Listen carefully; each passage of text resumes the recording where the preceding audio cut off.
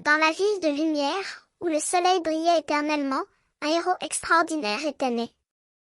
Son nom était Stan, mais il était connu sous le pseudonyme de Mega Super Stan, le sauveur de la ville. Stan était différent des autres, car il possédait des pouvoirs exceptionnels. Il pouvait voler, planer et même soulever des bus avec une facilité incroyable. Ses muscles étaient puissants, et il pouvait sauter sans effort, comme si son corps était fait de nitroglycérine. Mais Stan n'était pas né avec ses pouvoirs.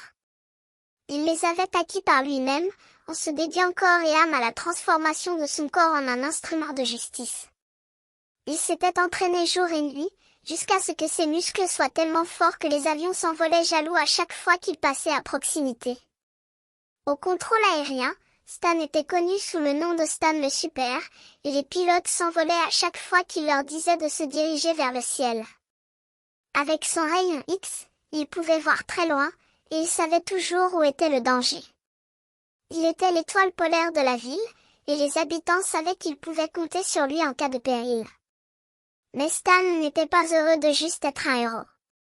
Il voulait être plus, il voulait être Méga Super Stan, le sauveur de la ville.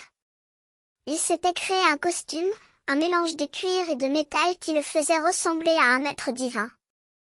Avec ce costume, il était invincible, et les criminels s'enfuyaient à chaque fois qu'il apparaissait. Stan était fier de ses pouvoirs, mais il savait que cela ne suffisait pas. Il devait être un héros, et non juste un être super. Il fallait qu'il protège les innocents, qu'il sauve la ville, et qu'il fasse sa part pour créer un monde meilleur. Au soir, Stan se déshabillait, et il devenait à nouveau Stan, le simple citoyen.